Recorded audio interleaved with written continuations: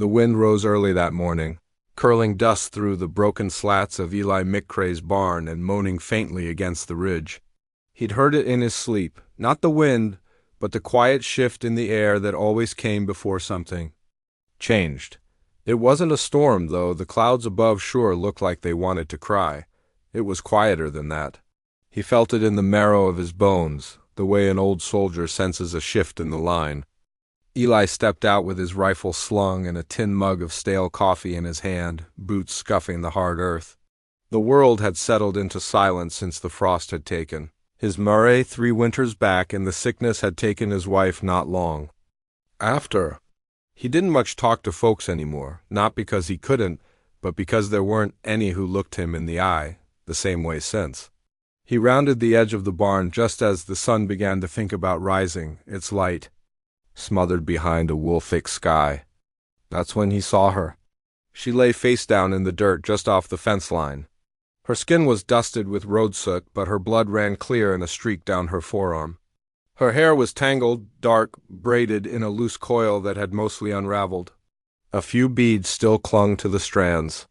Her dress was settler-made cheap cotton, soaked through at the collar, but around her neck hung a piece of woven leather, the kind Eli had seen traded near the old Black Hills post. He didn't move at first, just stared.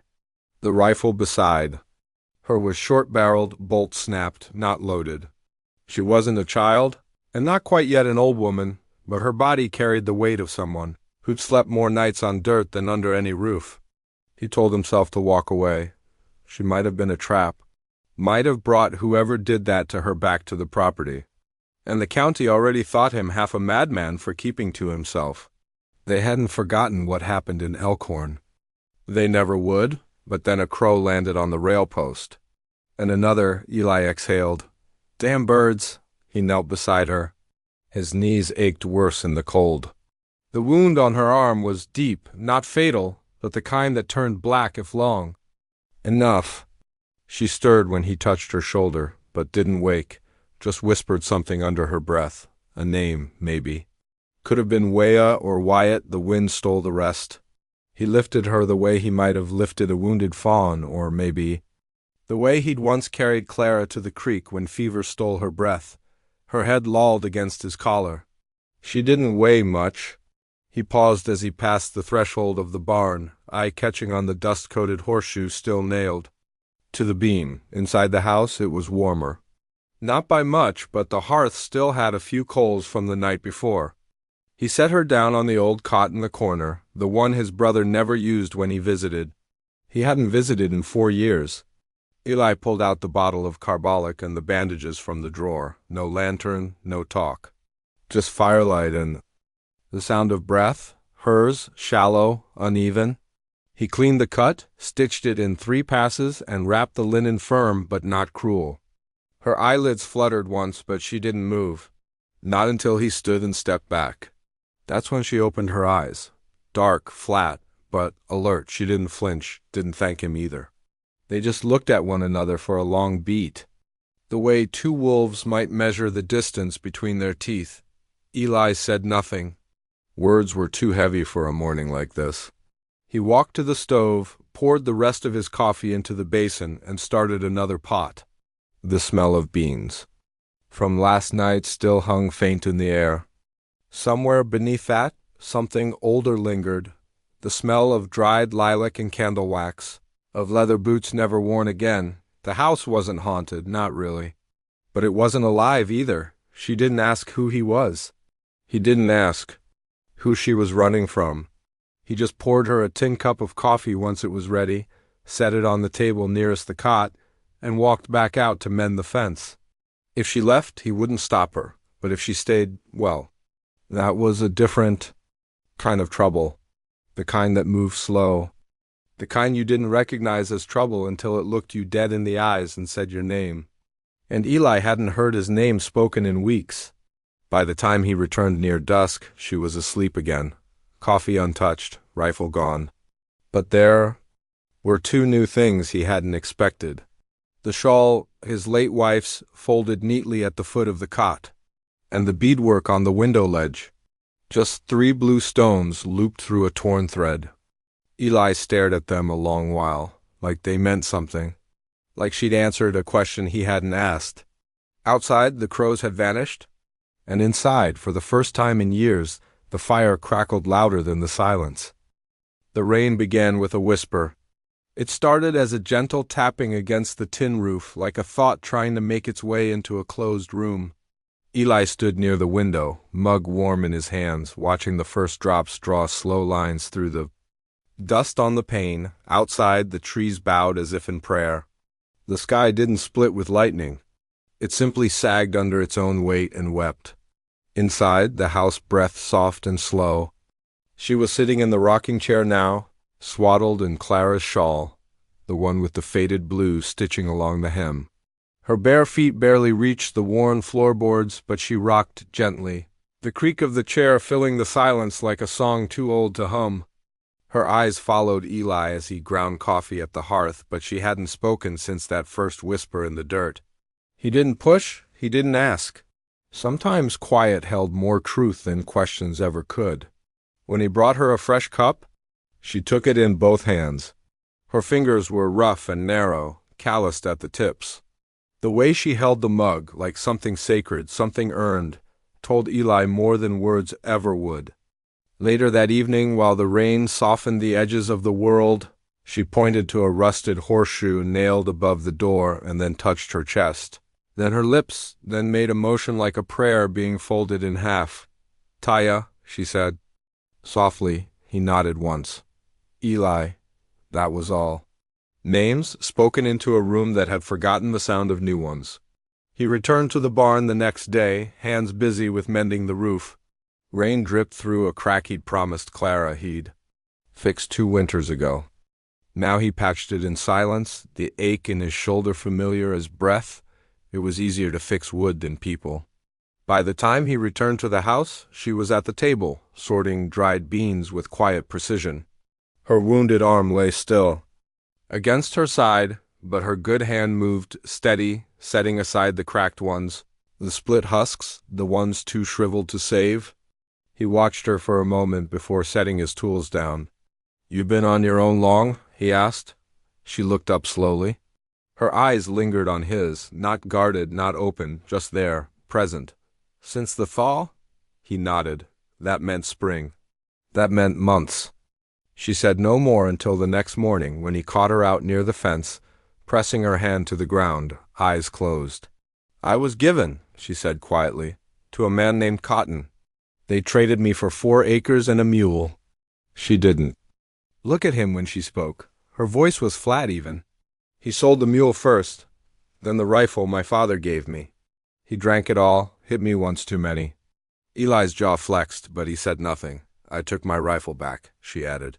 "Left him a hole in the thigh for thanks. Didn't kill him, just slowed him down." There was a long pause between them. Only the wind moved now, rattling the branches like old bones. "I reckon he's looking for you," Eli said finally. "I reckon more than just him," she replied. They stood in that silence together, not as strangers anymore, but not yet as anything else. That night, after the stew burned slightly on the fire and the roof leaked just a little more, Eli passed by the window and stopped cold. On the windowsill, placed carefully between a cracked jar and a sprig of dried sage, sat a single braid of her hair. It was tied with thread and a tiny blue bead, matching the ones she wore when he found her. He knew what it meant. In the old ways, her people's ways, that braid wasn't vanity. It was mourning, a laying down of memory. Sometimes for the dead, sometimes for something you had to leave behind alive. Eli stared at it long after she had gone to bed. Later, in the barn, he climbed up into the loft. The crate was still there, untouched for years. He cracked it open, the wood groaning like a voice unused. Inside was Clara's wedding dress. Lace yellowed at the edges, folded with care only a bride who never got to wear it would have taken. He ran his fingers over the fabric. It had once smelled like lavender and river water. Now it smelled like dust and time. He didn't know why he brought it down. Just that something about Taya's silence, that ritual braid, that steady gaze stirred something long buried. Something that wasn't about love or guilt or even penance. It was about witness, about not letting someone vanish unnoticed. When he returned to the house, he found her by the fire, not sleeping. She looked at the dress in his hands. He didn't explain it. She didn't ask. But her eyes softened, just slightly. "Someone you lost?" she asked, voice like the hush of snow. Eli nodded. "She died helping someone she shouldn't have." Taya didn't look away. "Some folks said she paid for my mistake." He added, "Maybe she just kept the promise," Taya said. They didn't speak again after that. But when he passed the windowsill that night, the braid was gone. In its place, a single feather, gray and white. Outside, the rain eased into mist. Inside, two ghosts sat in separate chairs, breathing the same firelight. The sky cracked open just after noon. Not with thunder, not yet, but with a stillness that made the cattle stop chewing and the birds vanish into trees. Eli was chopping kindling near the shed when he saw it, the silhouette of a rider on the ridge. Just sitting there, still as a stone, he went inside, reached for the spyglass Clara had once used to count hawks from the porch. The lens was cloudy, but clear enough to make out the pale coat, the long rifle strapped to the man's back, rust-colored, well-used, a bounty man. You could tell by the way he sat the horse too upright for a traveler, too slow for a drifter. Eli didn't say a word. Not to her, not to the air. He just moved. First, he bolted the door. Then he pulled the extra nails and hammered the shutters down tight.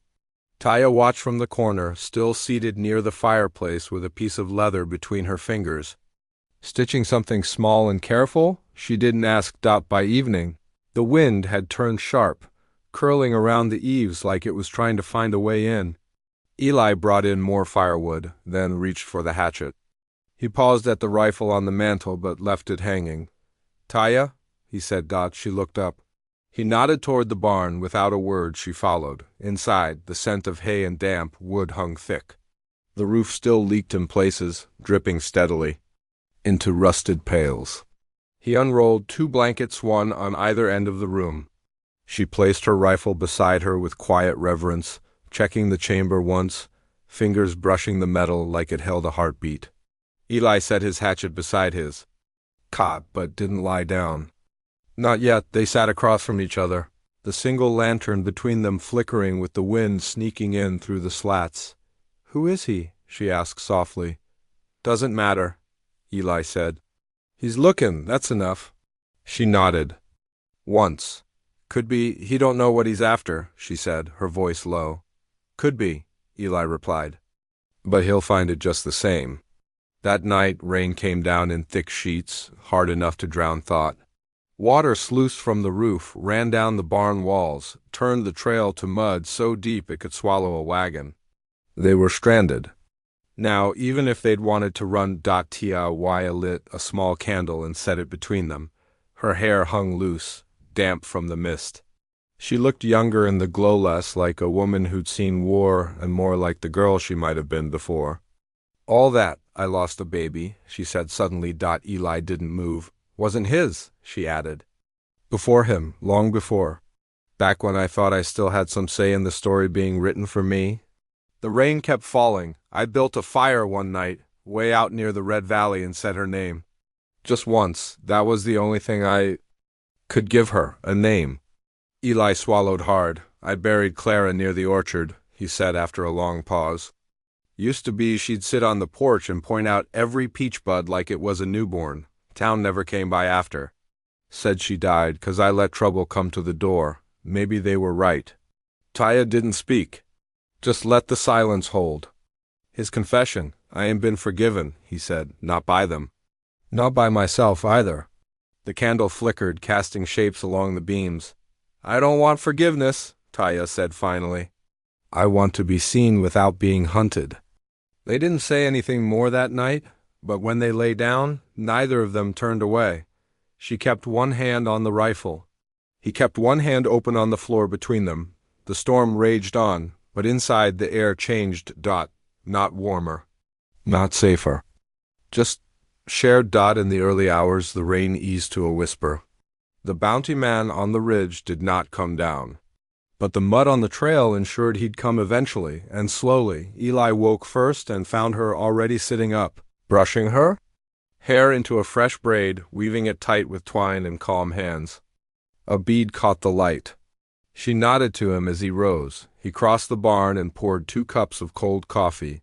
Handing her one, she accepted it like she'd done so many things since she arrived, without thanks, without hesitation, just trust.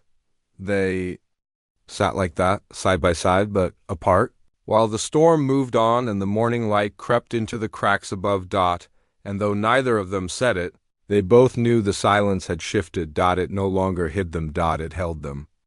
The rain had finally stopped, but the quiet that followed was heavier than the storm. Water pooled in the low hollows of the pasture, and the trail out had turned to thick, sun-baked mud that sucked at boots like hunger. The world held its breath. As if afraid to speak too soon, Taya moved through the house with a kind of grace Eli hadn't let himself remember. She folded linens at the hearth, her fingers brushing lace and cotton with reverence.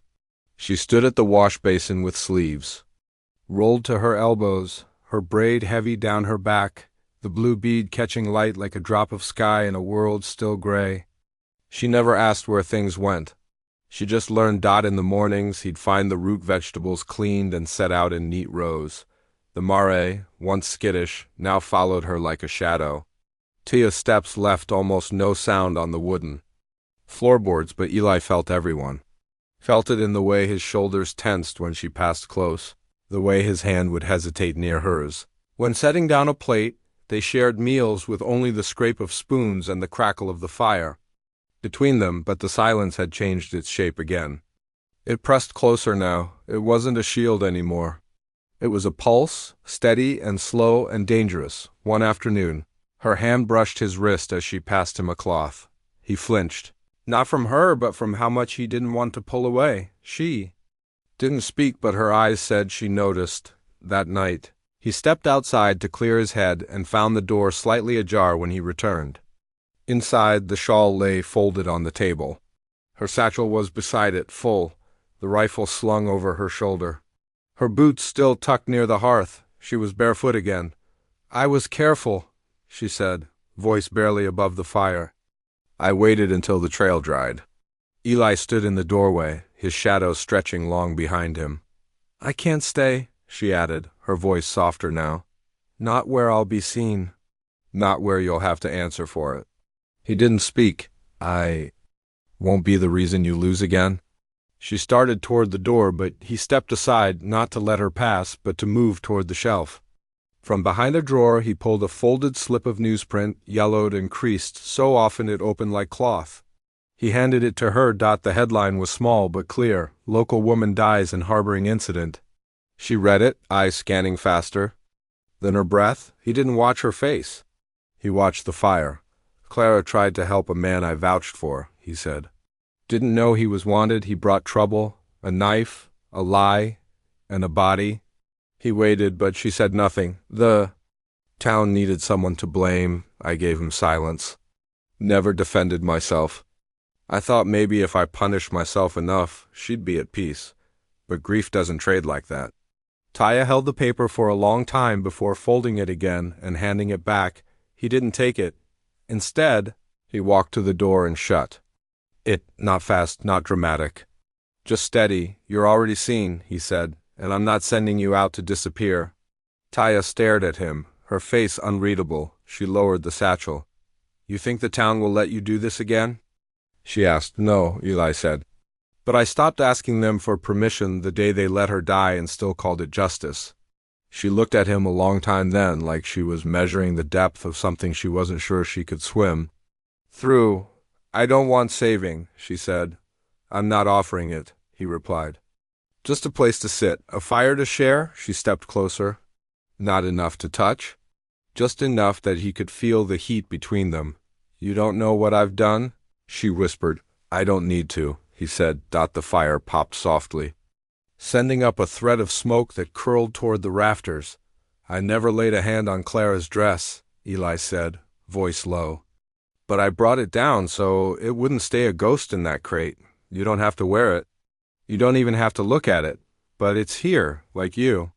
She exhaled slowly. He didn't touch her, but she took a step closer still, and When she finally set her rifle down by the door, it was the loudest sound the room had known in days. They didn't say anything else that night, but the silence no longer held fear. It held the first threads of something tender, fragile, and fiercely alive. Nights fell quieter now. Not hollow, not strained, just full of a gentler kind of stillness, like the air had finally stopped holding its breath. Taya slept in the same room as Eli, across from him on the opposite cot, her body turned slightly toward the fire. They didn't speak before bed. They didn't need to. The gap between them remained, not distance, not fear. Just a space neither rushed to fill, like two wild things learning how not to startle one another. She braided her hair again that week. Eli noticed the way her fingers worked slower this time, more precise.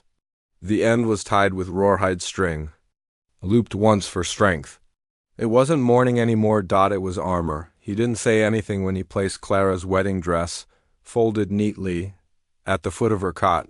He didn't look at her while he did it, just laid it down and walked away. Taya ran her hand across the fabric, once slowly, but she left it folded. They were feeding the mare when he saw it. Movement on the far ridge. A flicker of white, then the gleam of metal in sunlight. The same coat, the same rusted rifle, but this time he wasn't alone. Two more riders behind him, flanking, waiting. Eli froze, hay still in his hands. Taya didn't ask what he saw. She just followed his gaze. They're not passing through, he muttered. No, she said quietly. They've come to claim. Back inside, the silence cracked. Eli stood before the mantel, staring at the rifle mounted above the hearth. Clara's. Still oiled, still clean, untouched for years. His hand reached up, stopped, dropped behind him. The sound of a latch being lifted. Taya had gone to the door. She picked up her own rifle from where she'd left it. The barrel was nicked, the stock smoothed by time, but her grip was steady. Her braid hung down her back like a promise. They'll shoot a man for harboring, she said. Won't even bury him proper. He turned to her, but she didn't flinch. But a woman defending her home? She continued. Let's give them something to talk about. Her voice didn't rise. Her smile wasn't brave. It was tired. But there was defiance beneath it, the kind that only grows in people who've been hunted too long to run anymore. Eli nodded once. At dawn, they rode out together. The sun hadn't cleared the hills yet, but the dust from their horses curled behind them like smoke from a fire that wouldn't go out.